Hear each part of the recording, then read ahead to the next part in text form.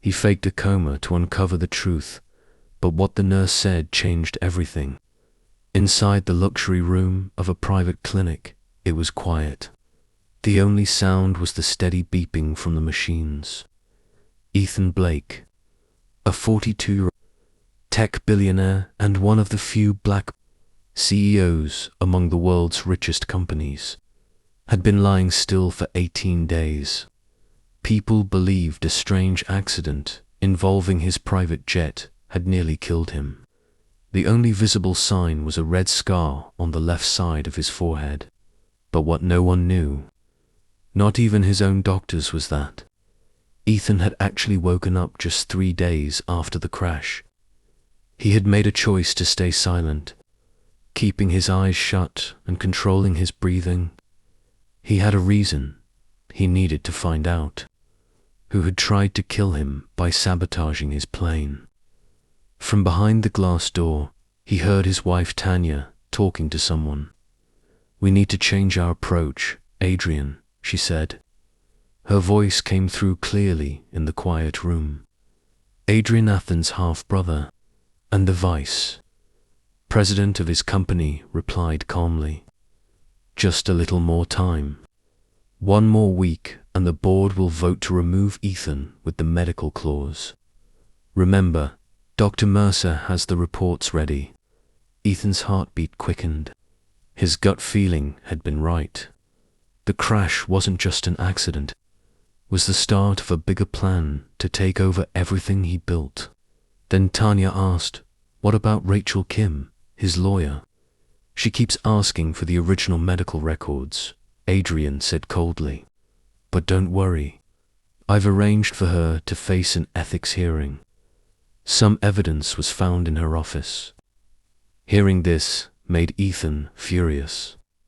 Rachel wasn't just his lawyer.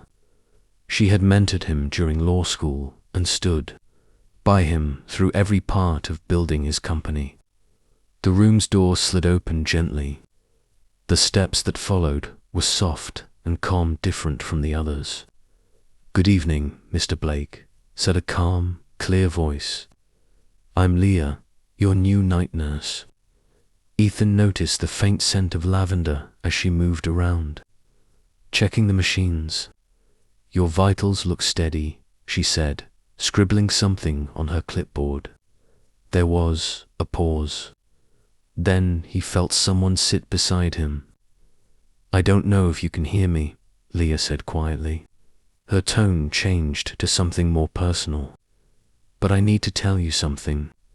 I shouldn't be here." Ethan stayed perfectly still, but now he was deeply curious.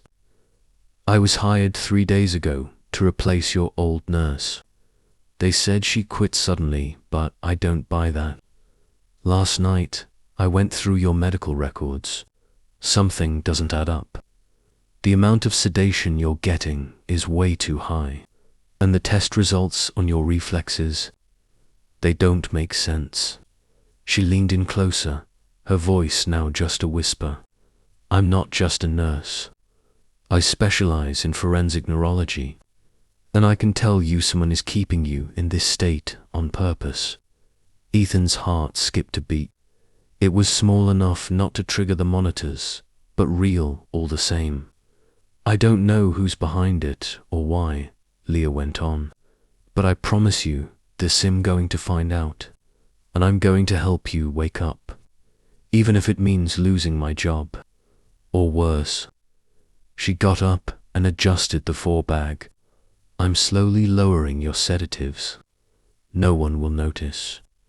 In a few days, your body should start showing signs that you're waking up. When that happens, we can—" The door opened. Leah stepped back quickly, now sounding completely professional. "Just checking the vital signs, Dr. Mercer."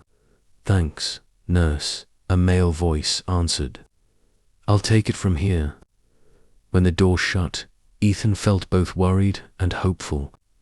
He thought he was all alone, but now he had an unexpected ally. But Leah had no idea that he was already fully awake. Behind his closed eyes, Ethan was forming a plan, one that would turn this betrayal into the weapon he needed. Nobody in that clinic knew the truth. They all believed he was helpless. But the truth was, Ethan had built an empire by seeing opportunity, where others saw nothing but problems. Now, while they were trying to take everything from him, he was preparing not only to recover, but to bring down every single person who thought they could take him out because he was an outsider, who earned his seat among the elite. And it all started with this betrayal, and one brave nurse, curious to know how Ethan turns his weakness into strength. Sign up now to follow the full story. Ethan's plan started coming together 3 nights after meeting Leah. That night, as she adjusted his pillow, he made a tiny movement. He moved his index finger twice. When she asked if he could hear her, she froze in shock. "You're awake," she whispered, watching him closely. He moved again, one slight motion.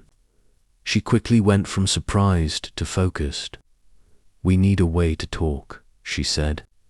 "1 movement means yes, 2 means no. Blink once if you understand." Ethan blinked. That same night, while the clinic slept, they built a basic system to communicate. Leah brought letter cards, and Ethan spelled out his thoughts slowly, 1 letter at a time. It took a lot of effort, but each word was a small win in this silent war. The first thing he spelled was, "They sabotaged my plane." Leah couldn't believe it. Who would do that? Tanya and Adrian. He spelled his own wife and half-brother. Why? She asked. Project Aurora. Project Aurora was a top-secret project. Ethan had led himself a new renewable energy system, meant to lower electricity costs for poor communities. He had kept the details hidden from the board, sharing them only with a few people he trusted. During the day, Leah watched Adrian walk in and out of the clinic often. He was always with Dr. Mercer, checking files, asking questions in a fake, concerned voice. Tanya showed up less often, and when she did, she barely looked at Ethan, only scanning the room, like she was already picking out what she could sell. One night, Leah gave Ethan an update. "I found someone at Rachel's office. She's in trouble. The ethics committee is investigating her. They say she's guilty of bribery and fake contracts or lies, of course." Ethan's eyes narrowed. He was furious. "Don't worry," Leah smiled gently. "I sent her an anonymous warning. Rachel's smart, she figure it out." Meanwhile, Adrian's plan was speeding up. Leah managed to secretly record him talking to Dr. Mercer in the hallway. "The board votes next week," Adrian said, checking his gold watch. "We need the final report showing permanent brain damage." "It's almost ready," Laurent answered nervously. "But the night nurse is asking too many questions. She's looked at the old test results." Adrian sounded annoyed. "She's just a nurse. Fire her if she causes problems." What neither of them knew was that Ethan was listening and getting stronger. Under Leah's guidance, he was doing small exercises in secret, flexing his muscles, moving his fingers, slowly building his strength for the right moment. On the 6th night, Leah brought someone unexpected into the room. "I have someone who needs to see you," she whispered, closing the door softly. "I trust her completely." A serious-looking woman came to the bed and looked at Ethan closely. "Mr. Blake, I'm Dr. Li Cheng. I specialize in forensic neurology. Leah told me about your case." She turned to Leah, closed the curtains and locked the door. For the next half hour, Dr. Li Cheng examined Ethan without using any machines that might alert the clinic. "As we thought," she said after finishing. There's no brain damage. The sedation is the only reason he's like this. It's being done on purpose. This is criminal. We need solid proof, Leah said. Something no one can deny in court.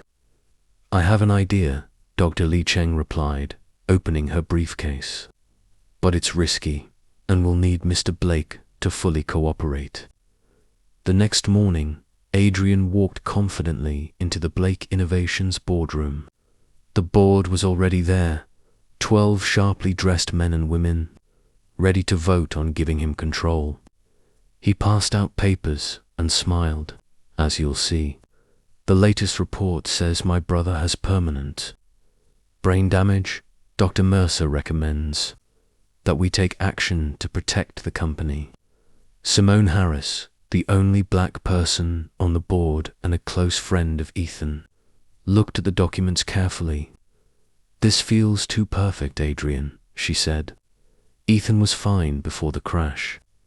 Tragedies happen, Tanya added with fake sadness.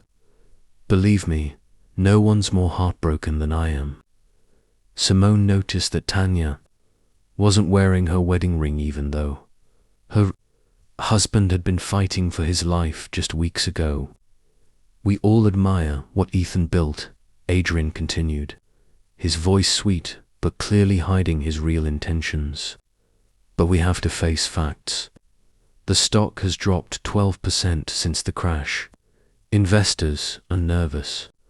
What Adrian didn't know was that Simone was quietly recording everything he said on her phone.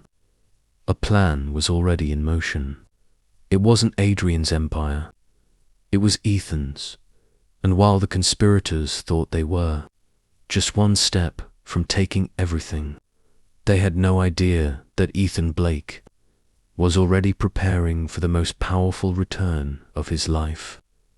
Back at the private clinic, Leah and Dr. Li Cheng exchanged quiet glances as they looked at the results of a secret test. The monitor showed something unbelievably. The man everyone thought was dying was not only fully awake, he had regained more control over his body than anyone realized. Ready for the next phase? Leah asked softly. Ethan's eyes opened wide for the first time in weeks, and a faint smile appeared on his lips. More than ready, he said, his voice weak but filled with fire. They think they're stealing my company, but they have no idea what's coming. Everyone believed the billionaire was trapped in a coma, but in reality, he had just been waiting for the perfect moment to return, not only to take back what was his but to reveal a truth that would shake everything his family thought they had built, a truth so big even Leah didn't know it. Meanwhile, in the Blake Innovations boardroom, the silence was thick like a courtroom before a verdict. Adrian smiled as he handed out fake medical reports. Tanya sat beside him, faking sadness, dabbing her eyes with a silk handkerchief, though not a single tear fell. If there are no more questions, Adrian said smoothly, we can begin voting to transfer executive power as Dr. Mercer recommended. But Simone Harris raised her hand. I have one last question, she said, staring at Adrian. Why isn't Dr. Mercer here to explain these results himself? Adrian and Tanya exchanged nervous glances. He was called away on an emergency, Adrian replied quickly. But the report speaks for itself, as clearly as his conscience. I'm sure, said a deep, calm voice from the doorway. Everyone turned at once. Ethan Blake stood tall in the doorway, wearing a sharp navy blue suit, leaning slightly on a dark wooden cane.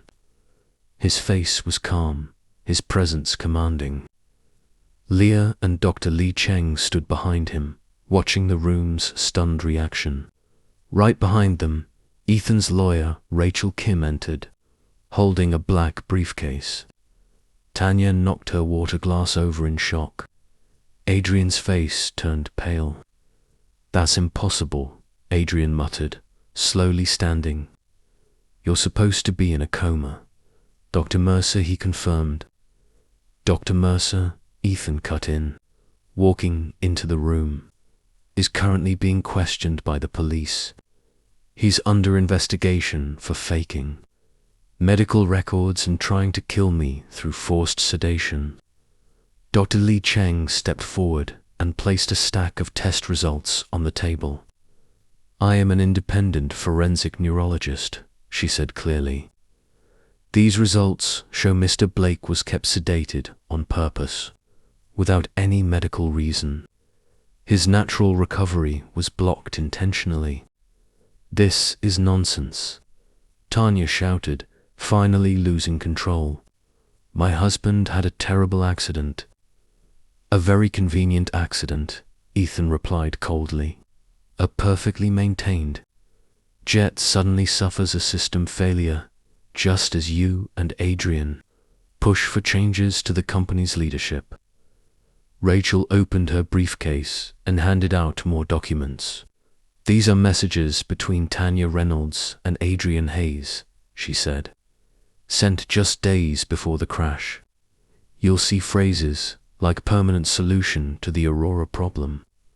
Aurora, the project Ethan had worked so hard to protect her. Clean energy system for poor neighborhoods. This is insane, Adrian said, trying to recover. They meant technical problems, not Ethan. But Ethan wasn't done. Leah, please. Leah stepped forward with a tablet. On it was a video Adrian talking to Dr. Mercer in the clinic hallway. Keep him sedated until the board vote, Adrian said in the video. Then we'll let nature take its course. He's been in a coma too long. Accidents happen. The board sat frozen in disbelief. This is edited. Adrian stammered, now panicking. This nurse isn't qualified to... Actually, Leah said calmly. I'm also a certified forensic expert in digital evidence. And there's more, Rachel added, placing another document on the table. Bank transfer payments from one of Adrian's offshore accounts to Dr. Mercer. These began 3 days before the plane crash. Simone Harris stood up, her voice shaking with anger. This is disgusting. Attempted murder, fraud, and betrayal from your own family. Ethan slowly walked toward Adrian, who now backed away with fear in his eyes. You know what really amazes me, Adrian? Ethan asked. That you and Tanya thought this would be easy. That the man who built this company from nothing, who fought through racism in boardrooms, who worked through every rejection, would just lie down and die. Tanya, desperate and cornered, tried one last trick. Ethan, sweetheart, she said with false warmth, you're confused.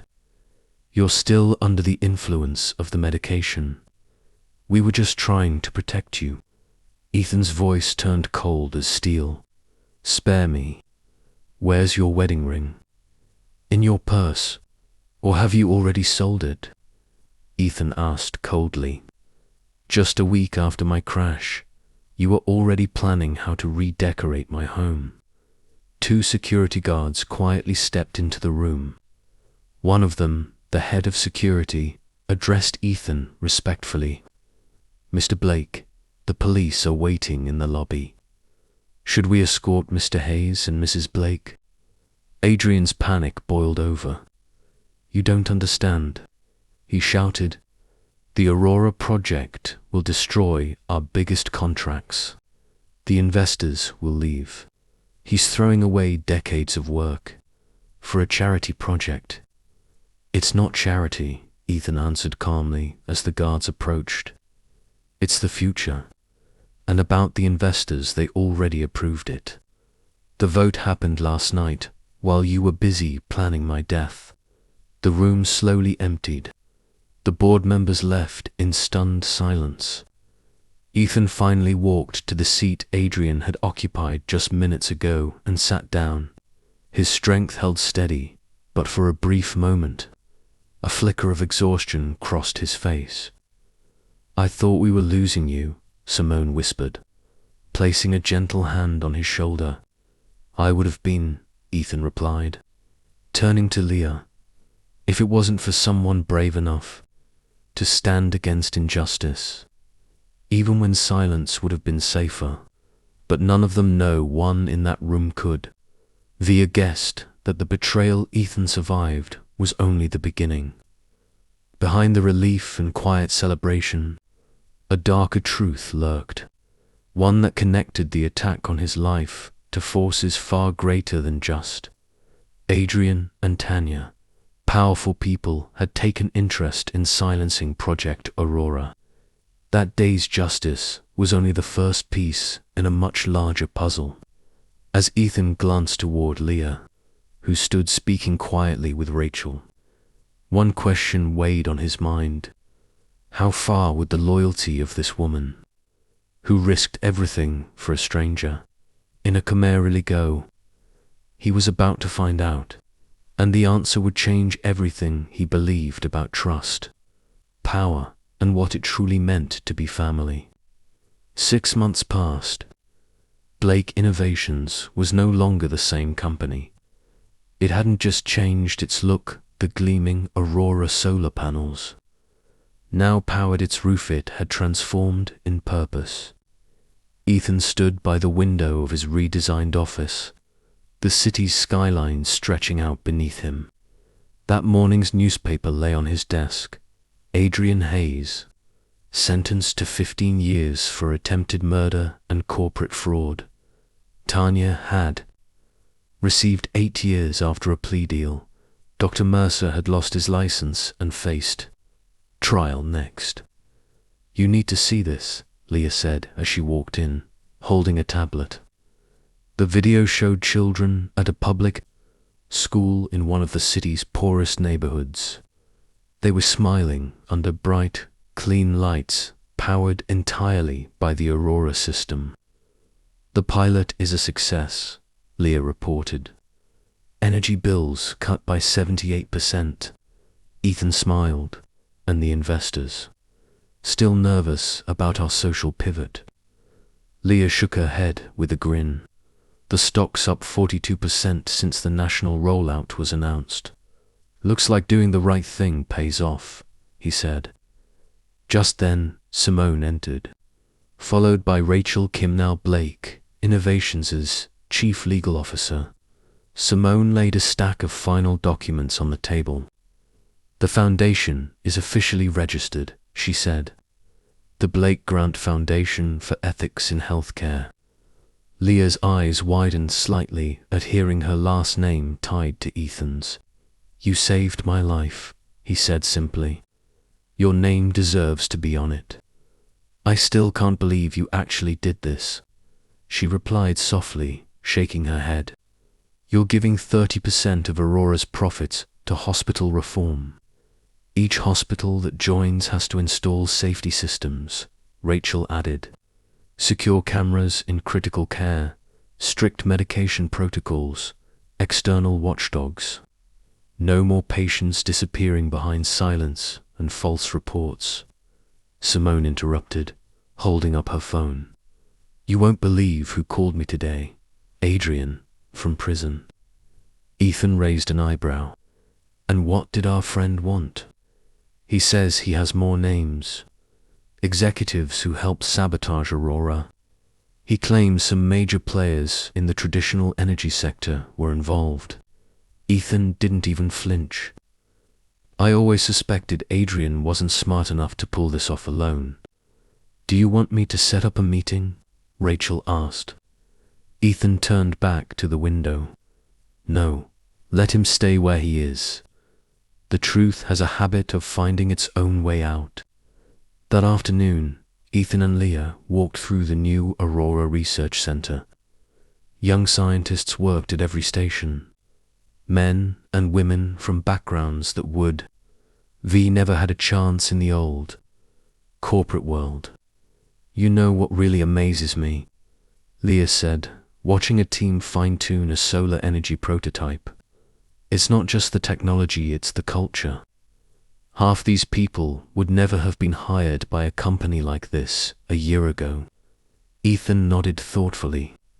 When you're lying in a hospital bed, unable to speak, watching people pretend to care, you learn quickly who's real and who isn't. That experience changed me. I stopped judging by resumes and started listening to character.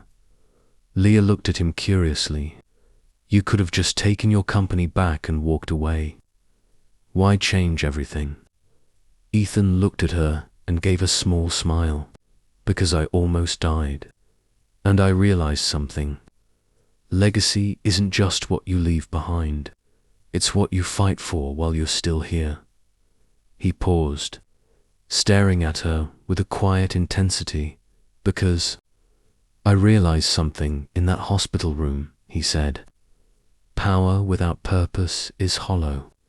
Adrian and Tanya had everything: wealth, influence, the world at their feet hands still. It wasn't enough. They were willing to kill for more. Ethan's voice softened, but every word carried weight. I built a tech empire. I shattered barriers, especially as a black man in a boardroom that was never meant for me. But for what? It took nearly dying for me to understand that real success isn't just about breaking through. It's about building something meaningful while you're on the way up, something that outlives you. On the way back to the office, they paused in the building's main lobby, standing before a new glass plaque mounted on the wall. It gleamed beneath soft lights, engraved with a quote. True strength isn't how much power you accumulate, but how you respond when that power is threatened. It is in our moments of greatest vulnerability that we discover our true essence. Leah read it slowly, then smiled in surprise. Those were my words, she said, almost to herself. I said that to you at the clinic, when you couldn't even speak. Ethan turned to her, eyes warm. I never forgot. He reached for her hand, gently. We're not finished. This is just the beginning. That night, as Adrian stared at the cold walls of his prison cell and Tanya struggled to adapt to her new life behind bars, Ethan and Leah sat together in his office, finalizing plans, not just plans for a company, but for a movement. The largest expansion of Project Aurora, yet bringing affordable, sustainable energy to underserved communities across 3 continents.